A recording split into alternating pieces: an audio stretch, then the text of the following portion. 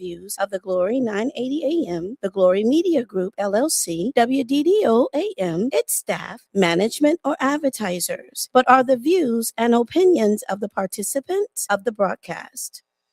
Mother Georgia, she's back on live, the historic 980 WDDO. All of a sudden, listening live into the studio with the host in this. And hello. Hey, today is Monday, May 11th in the year of our Lord 2026. How was your weekend? Well, let's see. It was raining. And, I'm still cast. Bless your heart. Like, okay. So, the weatherman said it was going to rain and rain hard. And so it rained hard. I was in a lot of pain. But you know what? I'm just glad to be alive. My big mama used to say, if you're alive when you have pain. So there we go. There you go. And the saying that a lot of old people used to say, it's better to be seen than viewed. Oh, it took a minute for me to get it. It's better to be seen than viewed. You ain't lying about that. Emily, I want to apologize to you on air that I didn't make it to your anniversary. Well, I appreciate that. I was at the house. Denver graduates this week. Mm-hmm. She's going to the 6th grade. That may not be a big thing to a lot of people, but I can tell you, she's like so many other children that are in Bibb County that have had the kind of experience that no child should have. Mm-hmm. I'm not going to talk about it on air, but I'm simply going to say that there's hundreds of Denvers that are out here in our communities. And so it took us to work with her. And so she's got AB honor roll. Can you believe it? Yeah, Denver's so smart though. Yeah. By the way, and I took her to Dillard. So I told her. Oh my Lord, not Dillard's. I took her to Dillard's and got her graduation dress and her graduation shoes and nice. Got her little these people in that Catholic school strict. They really in a way, and it's a good thing, but it's a shame that no, it's not, because when we went to school, they used to tell us if you you could not wear spaghetti straps. You had to put like a shawl on or a little a little jacket or whatever. So they were real clear. They were like, she had to have something that was so many inches, either above the knee or below the knee. Mm-hmm. So we didn't have either because she's got these long, beautiful legs, mm-hmm. and so we had to adjust. And she wanted little thin straps. I was like, okay, well, you got to get a sweater. Right. Yeah. So they're pretty strict. Yeah. I mean, and rightfully so. They still want little girls to look like little girls, and young men to be dressed nice and appropriate. But my 20th year anniversary of my store was this past weekend. And, we did well. We had, a good flow of people in and out all day. But, I have to say this, it really, I had to think about it all weekend and, doing my own self-work, I like to call it, and my own therapy, my own little private therapy session, and figure out why I was feeling a certain way. And so I've been in business 20 years. Wow. And anybody that knows anything about owning an actual business, not hustling, but actually owning a business, knows how difficult it is to be self-employed and own a business for 20 years. And I'm not talking about like on the side. I've had an actual brick and mortar storefront for 20 years. Wow. I kept it open during the housing market crash, the stock market crash, like all of that. I managed to stay open during that whole time. And I put it out on social media for 3 months. I advertised that, hey, 20-year anniversary. And the people that I thought were going to show up actually didn't show up. And I said, like, if nothing else, like, you had a lot going on. I already knew you had a lot going on. So it's certain people I knew probably wouldn't come because they had so much going on. But there were other people that I was so I wasn't sad, but I had this feeling and I didn't understand what the feeling was. And I tried to think about it over the weekend to figure out, like, what is this feeling? Why do I feel this way? And I just don't understand. But it wasn't the first time, but it gave me clarity. Like, Black people really do not support Black owned businesses. They really don't. And I'm like, y'all will go, if Walmart had a 100-year anniversary, the line would be wrapped out of the door. Dillard's has a 75-year anniversary, line wrapped out of the door. The case in point, I'm on the same side of the street as Ingleside, the Society Garden, right? Mm-hmm. Society Garden had a mimosa festival. The line was wrapped all the way around. And it was, and I'm not exaggerating, hundreds of women that I knew were in the line. You think any of them said, congratulations for 20 years, girl, we coming down there? And I'm like, this is where we are as a people. And I have nothing against Society Garden. Obviously, we perform there all the time. But again, we're talking about a Black-owned business that has managed to stay in business for over 20 years. And you have a business that's owned by a white guy that's only been open for, I don't know, 8-9 years or so. And the line was wrapped around the corner because it was liquor. And that is, for me, I mean, there are certain things I don't understand that we as Black people do, and then we do it to ourselves. Mm-hmm. Because, and by the way, I don't know why we do it. Mm-hmm. Because, I felt so bad, but I wanted my stuff. Mm-hmm. Well, yeah, you know what I'm saying. I will say this about Brenda. Brenda did cash at me that money. I tell because she wanted her body butters for her feet, and for her and Henry, and so she did. So Brenda does support. So just you guys, you know, I'm just saying I support her, but not because it's Emily. It's because it is a much needed product for me. And and Henry loves it, and Denver loves it, and Michelle like it, and so I tell you what, when we went by Bath and Body, Bath and Body Works, because we went to get her graduation dress and stuff like that, I'm like, I didn't go over there, but I'm like, I ain't got no business to go over there, because whatever I need, if Emily don't have it, she'll make it.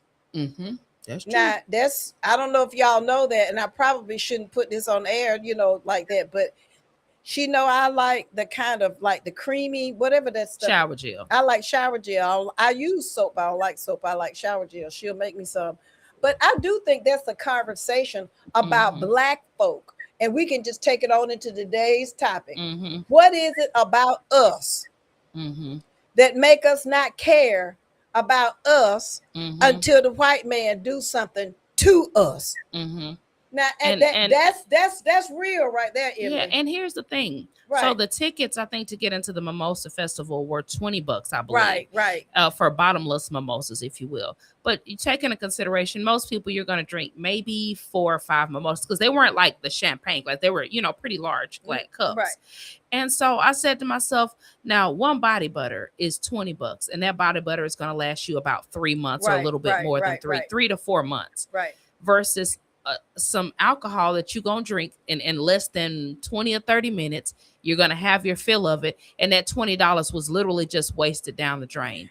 And they didn't have any issue with purchasing the ticket to go. But you have an issue with giving me that same $20 for something that's going to last you 4 months.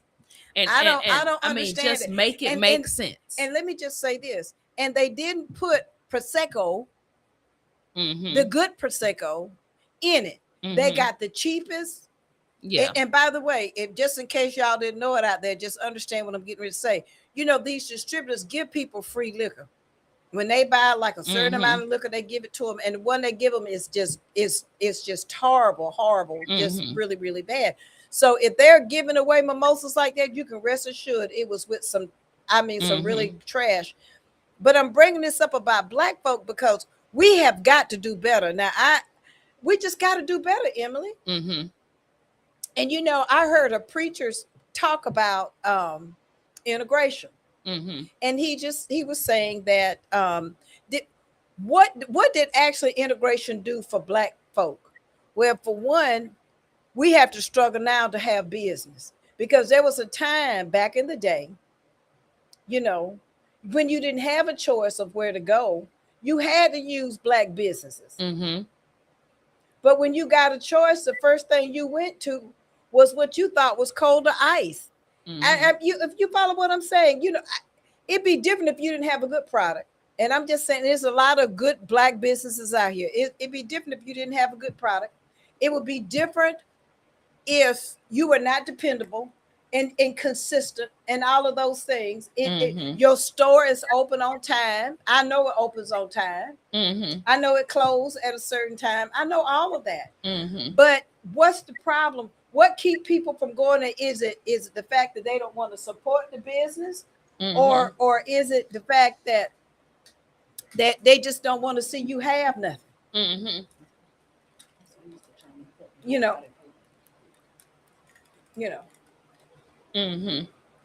So that's kind of what bothers me. So I put it like this: I'm tired of it too.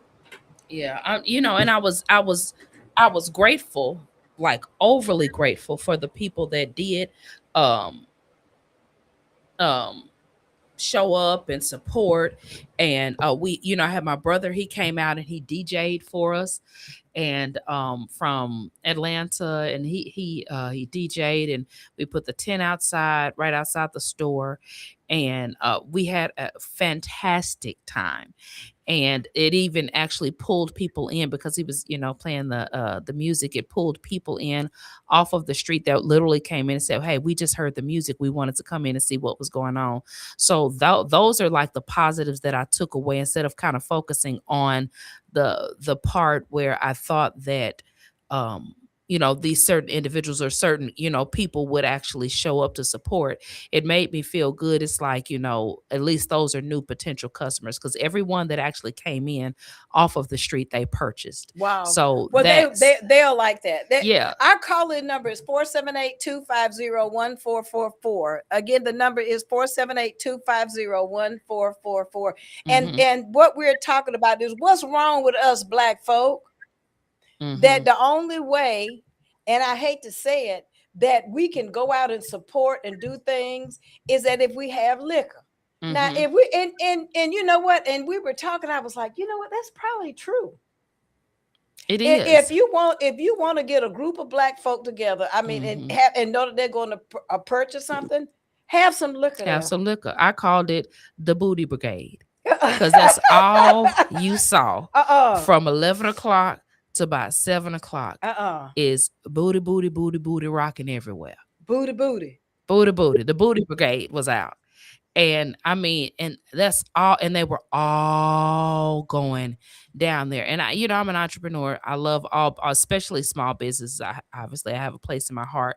So it wasn't anything against the Society Garden. Like I said, it was just the overwhelming amount of response when it came to liquor. And his, he only started promoting the Mimosa Festival maybe about a month ago. I promoted for 3 months. But then we have a group of Black folk and they get mad about perpetuating stereotypes. Now, this is one way we perpetuate, and I said it right here, we perpetuate our own stereotype. That's right. Now, because it was booty shorts, booty, and liquor and weave and all of that stuff. It's just the facts. It's not even, because I'm pro-militant. I love my people. But that's what it was. And I just was kind of shaking my head. I was indifferent. I put it like that. I put indifferent. Like this. I look at us and I'm disgusted with some of the things that we do to ourselves. And so, and I get teased about being, part white and all of that stuff like that. And white folk do some of this stuff too. So it's not just, just not Black folk, but it's just a lot of us. But I think probably for me, Emily, the hurtful part is I expect more from people who look like me.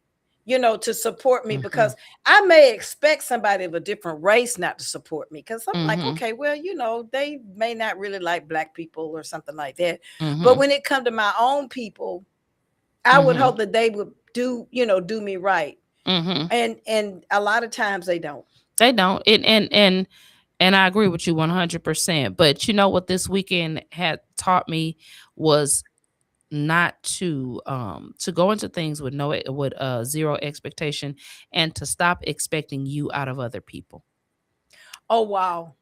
and that was one of my biggest takeaways. Is I'm thinking, if one of my good friends told me, hey, this is my 20th year anniversary, and a lot of those people that have been friends with me for umpteen years, they knew how hard I struggled to keep my business open. And I said, I can't even be mad at them. It was my fault, because I had a specific expectation, and I'm normally a person that doesn't move with expectations from other people. And I expected them to do what I would have done. And once again, I allowed myself to get disappointed. Well, I think too that being in business for 20 years is something to say. I looked Mhm. at my daddy's barbershop. I don't know if you've been on Facebook and you saw Mm-mm. Sutton Beauty and Barbershop. It's a picture up there of my daddy's shop on Poplar Street. Oh And my no. dad was Let's in see. business for 27 years. Mhm. And he would That's amazing. Like, that's and every day, the only day he had off was on, well, he had Sundays off, but he would take a half day on Wednesdays. mhm. And I can remember him bringing home us a bag of crystals. Because a crystal used to be like a nickel or a dime or something, and we thought we was high cotton when we got some crystal. Is it Sutton Beauty Salon? That's it, Sudden Beauty and Barbershop. Beauty and It's on my barbershop. thing on Poplar Street, and that was my daddy.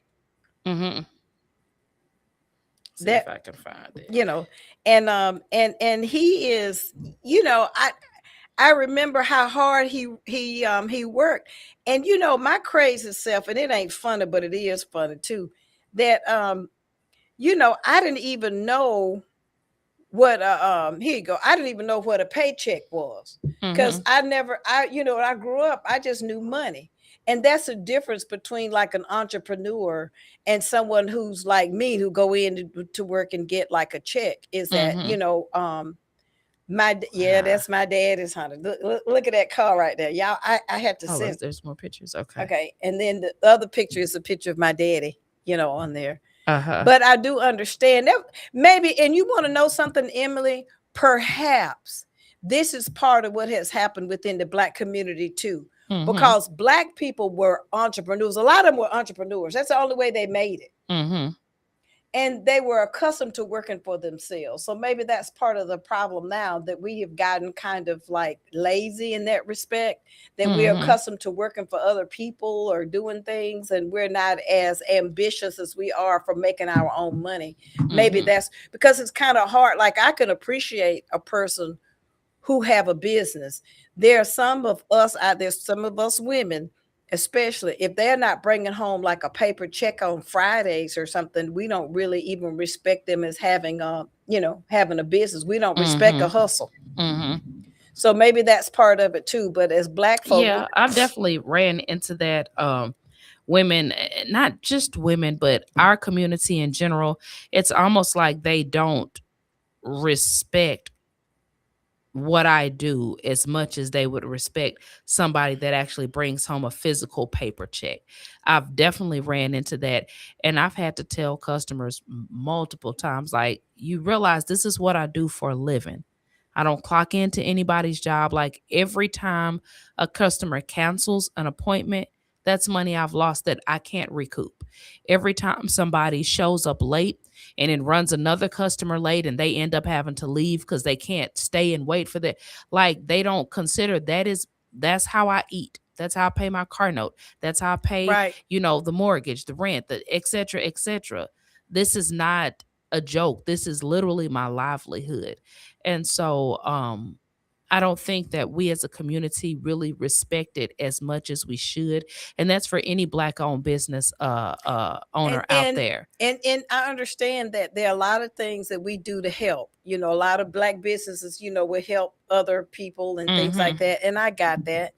And but I just know that for us, if we don't get a hold to I Mm-hmm. don't know, I don't even know what to say. We were just talking earlier about what's happening with the 14th Amendment. And I Mm-hmm. was just saying to you, my generation, I won't say I was born in 57, so it was 1963 when the Mm-hmm. voting, when they had like the Voting Act and separate, they changed all that stuff around. Mm-hmm. I'm like, I don't think people really realize, and it wasn't, you was talking about it too, that your mama was born in segregation, and so was I. Mm-hmm.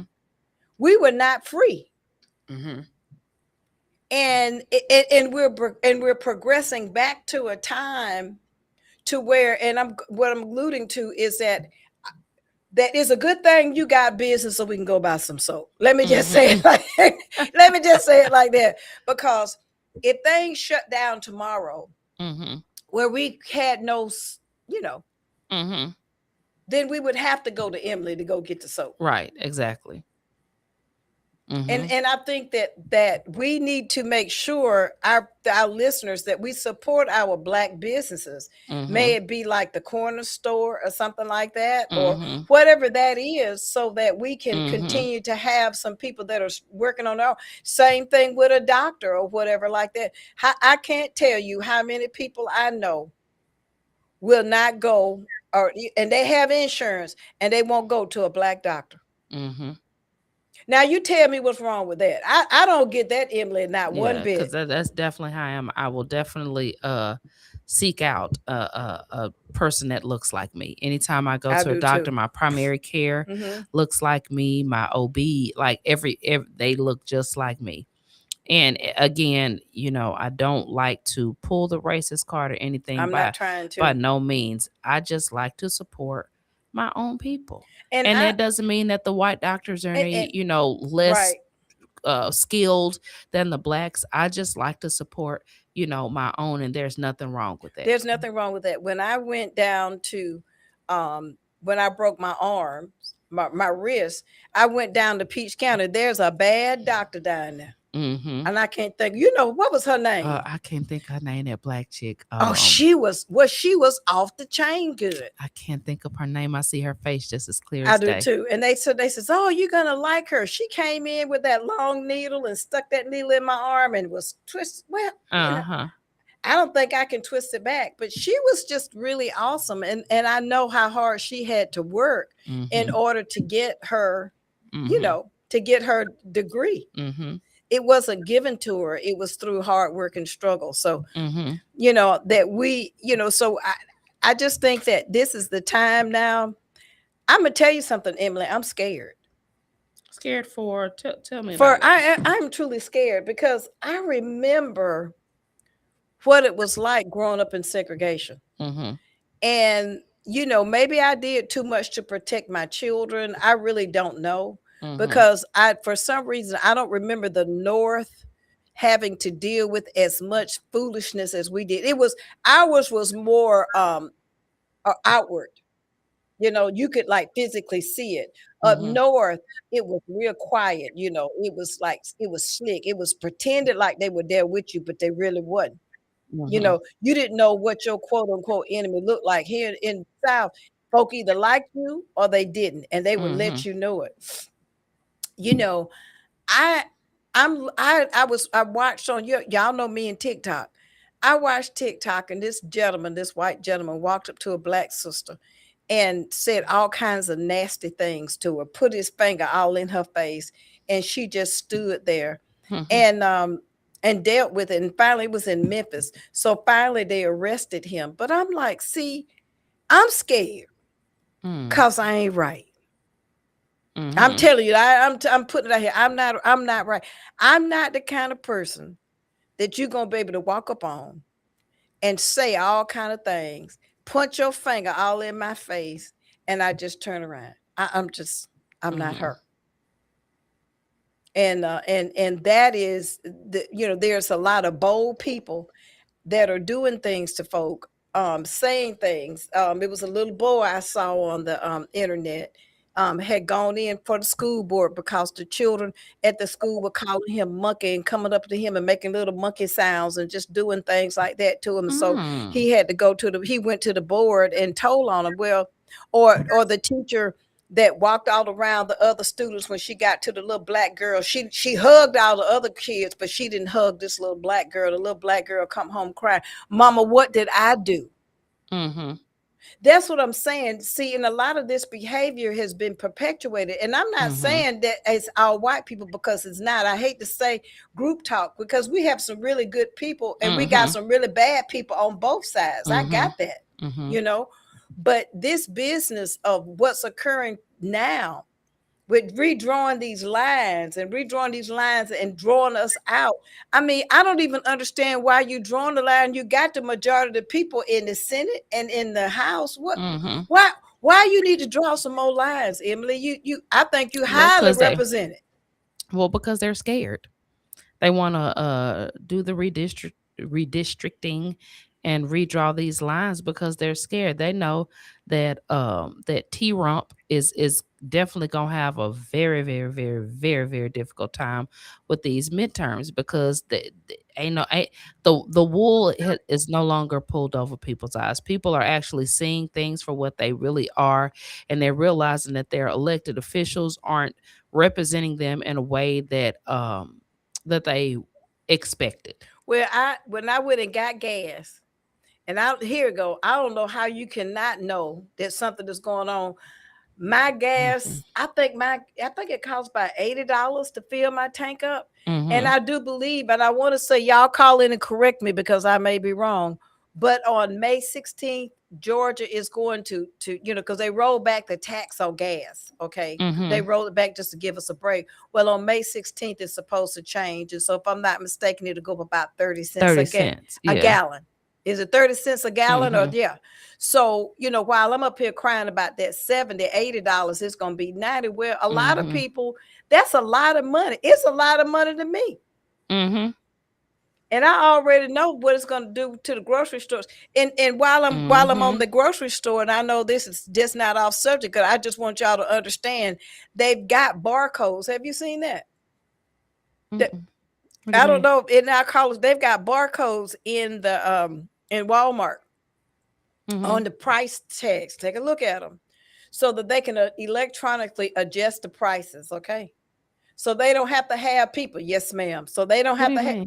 Well, you know how when you go pick up something and they'll have a price on it, whatever like that. But it's electronic. They've got these little electronic tabs on it now so that they can physically go in, whatever, and go in and just change it. So it, rather than having to have somebody go out there with a sticker and change it or whatever, they can just change it with a code. I don't know if it's a code or a chip or something like that, but somebody brought it out that Walmart was doing that. Also, Walmart is getting ready to get rid of, and I knew this was coming. They're getting ready to get rid of their self-checkout lanes because they said people are stealing. But I'm saying that's common sense. They're dumb. They were dumb in the first place, Emily. Yeah, that was dumb. Well, they wanted to try the AI technology. They wanted to see, how if they could get away with it. Basically, it was greed. Let's see if we can get away. We want to cut jobs. We want to make our profit margin higher. If we can cut jobs, that means we're cutting benefits, we're cutting retirement, we're cutting 401k, et cetera, et cetera.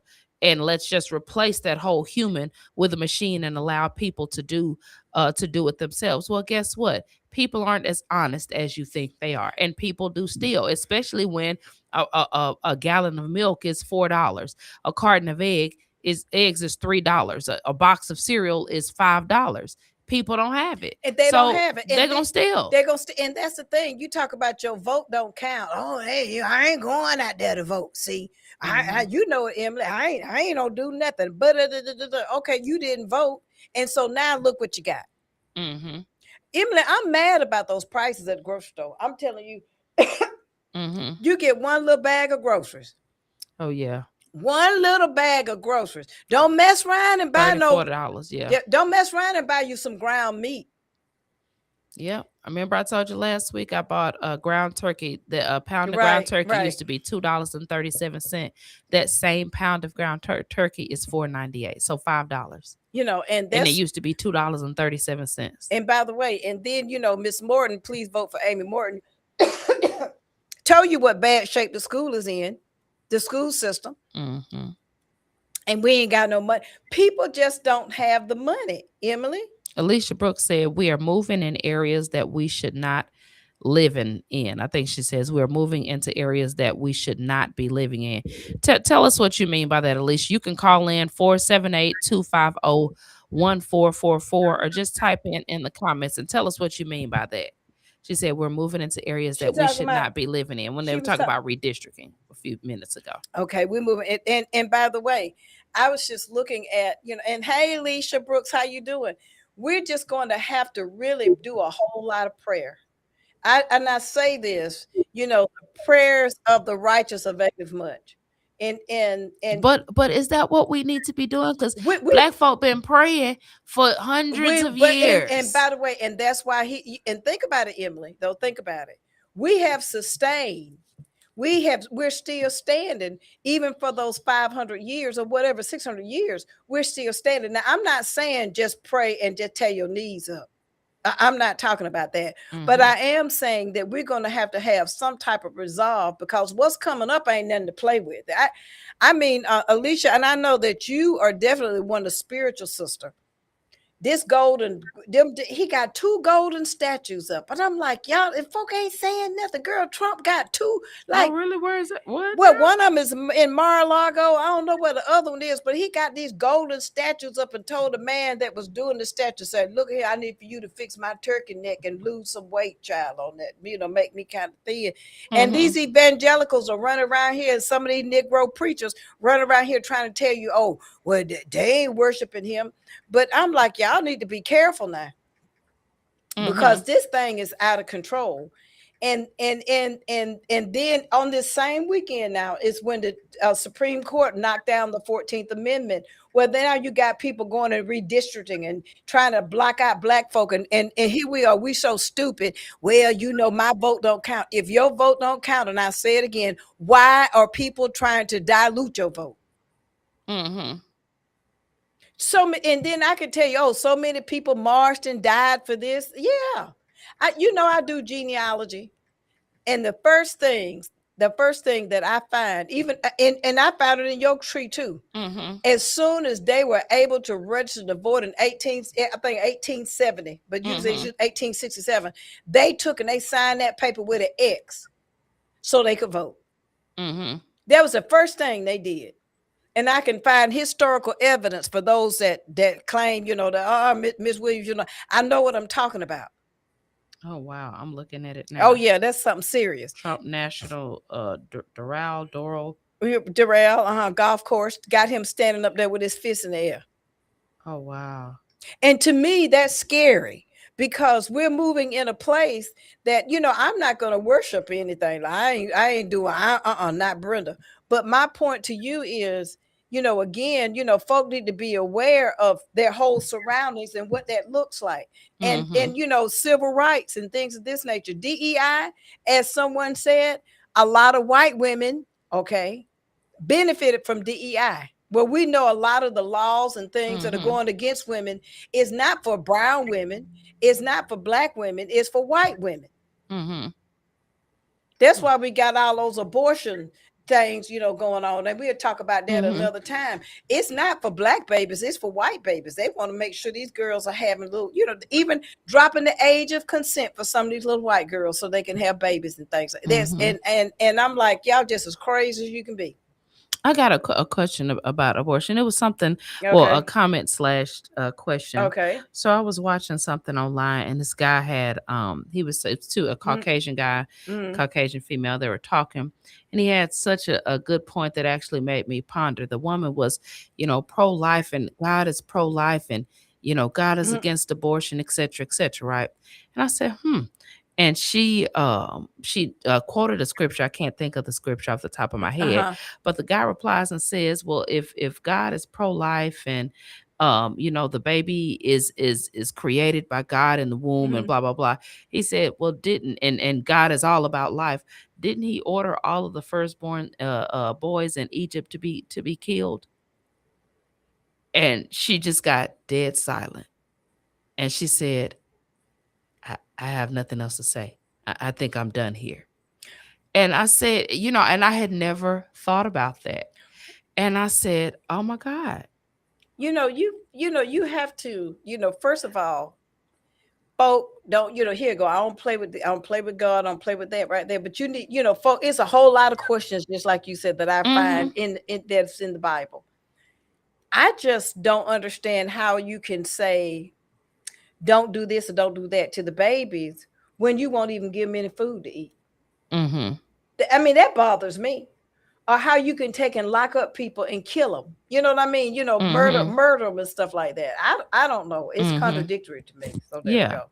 That's what I said. I was like, that's such a huge contradiction, but it kind of made me chuckle because I was like, it shut the woman all the way down because it was one of them things that made you stop and think like, oh yeah, I forgot he did order all the first, and that's why and that's why that, I mean, technically he didn't order it, but he allowed it to happen. But let me just say, that's why, when you got the Old Testament, you got the New Testament. Yeah. And so that's why, I try to encourage people, you need to read that New Testament and read that first the commandment of Jesus. They said, which one, love God with all your heart, soul, and mind, second, liking to love a neighbor, that one right there. And so I'm like, I don't know how you can love your neighbor as yourself when you're not really even trying to even help other people. That's why I don't understand it. I really don't. I don't understand us. I don't understand just life, period. Really. And maybe it's beyond my own, I guess the Bible said, lean not to your own understanding. So it's not for me to understand. Yeah. I came on today. I was like, I'm so hurt and so disgusted that I have to have that talk with Denver. With, be careful. Somebody make a monkey sound at you. You need to come and tell me. I don't care who it is. I got something for them. It's sad. You shouldn't even have to do that. You're going to use your jujitsu arms? Girl, No, you have to use your elbow. I'm going to knock them out. And not only that, encourage her to always know, which she does when we talk about things, that we have, we have people, brown people that are doing wonderful and awesome things. So I like for her to come over to your shop so that she can see you. I like for her, when she walked up and saw Chris Ellis, Dr. Ellis, because I said, I'm going to take you to see Dr. Ellis. She walked up to him. She said, oh, you don't look like Dr. Ellis. You don't look like a doctor. Yeah, because he was a black man. So you follow what I'm saying? And her doctor is a black man, Dr. Hutchins. Okay. So, and Dr. Hutchins, I think he done been everybody doctor in Macon. He has been. And then, her godfather, Dr. Conrad, Dr. Miller, in there, and her cousin. So it's just good to have, good to encourage your children and let them see great. You see Jimmy is doing awesome. He's a great role model for children to see so that they can be better, and that kind of thing. But I don't know what's going on with us as Black people, again, because it's like, I don't know, we got amnesia. It's like we don't really think that we're powerful. I really don't know. Or we listen to the hype. And we don't believe in our own power. And it sounds so corny and so cliche, but we don't believe in our own power. And they keep us liquored up, drugged up, filled up with food, and distracted by music, you better say it, booty shaking and all of that. That is done on purpose, because as long as we can keep them inebriated with the alcohol and the drugs, we can keep them overweight, obese, unhealthy with the food, and we can keep them distracted with entertainment. That's how they're able to do. When I say they, that's how they're able to keep us under control. And it's sad. It's a sad reality, like I said, earlier at the beginning of the program, it's to see it firsthand. Is I sit back and I ask, like, how are they so good at manipulating us and we don't know we're being Well, manipulated? let me tell you something. When I did prevention, I don't know if I ever told you, I did prevention education for about 5 or 6 years. Mm-hmm. And I went to a class, and this guy used to work in marketing. And he said he had to get out. And I was like, why? Marketing sounds like a wonderful profession. And he said it's one of the most evil, darkest professions that you can be in. Mm-hmm. And he said, so I asked him why. And he said, well, the colors. We study all the colors to see which works with this sense and that sense, and which sound works with this and will work that. And Mm-hmm. so it's like they create a profile. I mean, like an electronic profile. And I bet you we could do it right now in AI and ask him to give me a profile that would attract a Black female age, whatever, 19 to 20 or whatever, and we want her to buy our mimosa. I'm just saying, putting it out there. It would tell us what we needed to do in order to get them to buy a mimosa. And I'm willing to bet you part of it is they made the audience think that they had bottomless mimosa so they could have as much as they wanted to drink. And knowing all the while they ain't gonna drink about 2 of them. Right, exactly. So yeah, you got to read that one out, Emily, because that's gonna be interesting. It should come up and pop up and tell you something. I'm typing it in now just to say I have the paid for Chat GPT, so this the expensive one. I'm finna see what they say. Let's see. Okay, keep talking, Brenda, while I'm typing. Okay, she trying. Look at because y'all have to understand that Chat AI is something else. Now I use Chat and to get information, and some of it is good and some of it is garbage, but it is what it is. And but I just know that with marketing, that's something that you have to think about it. Like, what's the difference between Bayer aspirin and an aspirin?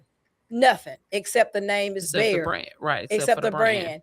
So that's how they got us crazy with picking out things based on just on a simple message or something like that. So I was really interested in what he had to say about how they attract people in, especially with the sounds.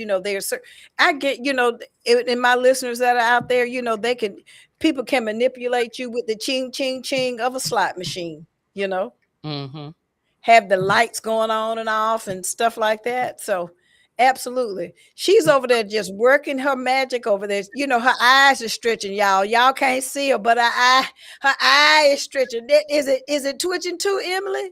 Wow. Read it out. Okay. Oh God, it's going. Hold it. Okay. So it says, the key is this: don't market the drink, market the experience. I said, well, let me tell you what I asked him. I said, hey, I need the best marketing strategy for African American women to get them to buy bottomless mimosa tickets. What should the marketing strategy be specifically for Black women? It said the key is this: don't market the drink, market the experience. Black women love vibes, social status, and photo moments. What? For a bottomless mimosa event targeting Black women, especially millennial and Gen Z women, the highest performing strategy is usually girls' day out energy, luxury but fun aesthetics, strong social proof, emotionally relatable messaging, highly visual content, FOMO, and scarcity. You already have the perfect brand aesthetic for this with your glam pink gold sparkle vibe from the Naturalista. Here's the strategy I would use. The winning formula is to sell the feeling, not the mimosas. It's not about the mimosa. It's about the feeling. Soft life. Instead, do a soft life Saturday. Pretty girl brunch. Catch up with your girls over endless mimosas. Luxury vibes without flying to Atlanta. Good music, good drinks, good energy. Black women respond strongly to relaxation, celebration, sisterhood, community, luxury experience, escapism, aesthetics, and I deserve this. Black women love to spend money. Wait. Say it again now. Black women love to spend money. That emotional positioning matters Wow. way more than the alcohol itself. Emotional positioning. That's a powerful thing right there. And it's Emily. going on and on. It says, make the event look expensive. Black women love expensive things. Even if the tickets are affordable, visually make it look expensive. Gold accents, pinks, champagne tones, sparkles, flower walls, neon signs, upscale brunch visuals, beautiful Black women laughing together, DJ clips, boomerang cheers, rooftop lounge energy. Use the same energy, oversized sunglasses, heels and sneakers mix, cute dresses, soft life visuals, luxury but attainable vibe. This matters enormously, and most importantly, on Instagram and TikTok. Oh, okay. We've got a caller. Let's see. Sheila Edwards. Hello, caller. Hello. How are you, caller? Hi, this is Sheila Edwards, candidate for the Georgia Public Service Commission. How are you? Well, I'm glad that you called Public Service Commission. We're doing great. Good, good. Well, thank you for taking my call. I just wanted to call in and thank you for what you do for the community, your advocacy, and your providing a platform for people to know what's going on in the community. That's so invaluable, and I thank you for doing so, and thank you for taking my call. Well, thank you. Of course. Now, I want to know for our listeners, because they're good people out here, help them understand what is it that you're running for. Kind of give them an overview of what that is. Okay. Well, as I said, I'm running for the Georgia Public Service Commission, and most people don't know what that is, the PSC. But if you open up your utility bills, you learn really quick what it is. It's that entity that's allowing Georgia Power and some of the EMCs to charge whatever rates they want to ratepayers. That's the entity that's allowing Georgia Power to pass on plant Vogel charges, data center charges, any charges that they like. It's approved by the PSC, and once it's approved, it ends up on your bill. And I'm running to become the third vote to join Dr. Alicia Johnson out of Savannah and Peter Hubbard out of Atlanta to become the third vote to stop the trajectory of those rate increases. I actually ran in 2022, won a Democratic primary, was on the ballot with Stacey Abrams, and they took our races off the ballot because of a legal challenge on how the commissioners were selected. They left the Republicans in place, sent us home, and 6 or 7 rate increases later, I'm back to finish the job I started in 2022. The other problem in 2022 is they disenfranchised all the voters that voted in the Democratic primary for PSC. Those people were yes, and their votes were officially just disengaged. They had nothing that they could do relative to forcing that situation, and me and the other young lady that was running, we pleaded with somebody to step forward because this wasn't right, and no one did. So we accepted what the courts decided. We accepted what the Secretary of State's office decided, and we moved on. But the issues still remain.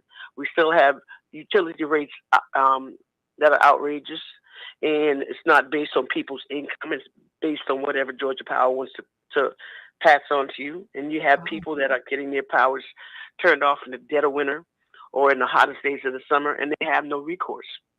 And so we have to create a system that is actually working for the public and not against the public. And we have to create a situation that understands the plight of seniors, of veterans, of families with children who are struggling to try to figure out just how to keep a roof over their head. The seniors are trying to figure out whether to get their medication or pay the utility bills. Well, that's just true. That is so true.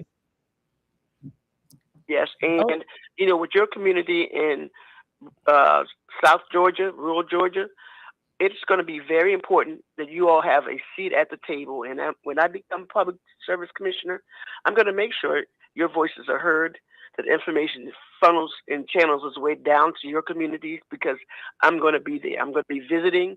I'm going to be talking with folks, and I'm going to be asking questions so that you guys can make me smart about your communities and what your needs are, so that I can bring that back to the Public Service Commission.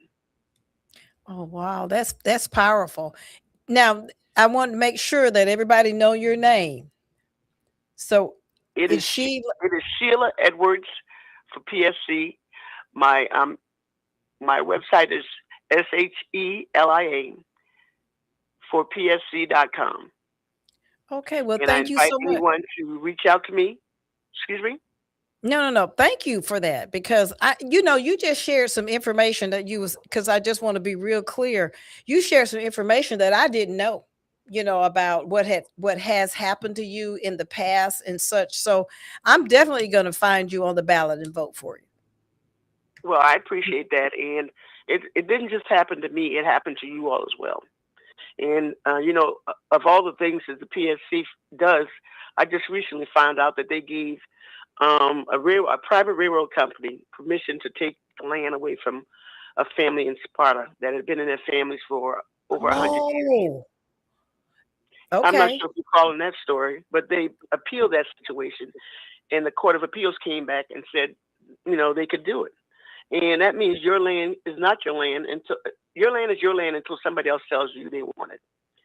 And I think this family continues to fight this situation. But these are the poor decisions that are coming from the PSC, and they have to change. They have to be making decisions that are for people. A lot of folks are looking for alternative ways to get power, and they want solar. Well, Georgia has millions of people in the state, but they only create 5,000 slots for people to get solar. They don't mean for you to do anything else except pay them their high bills. They don't mean for you to be able to utilize other opportunities to generate utilities. Georgia Power is a monopoly in our state. There's nobody competing against them, so they can charge whatever they want to charge.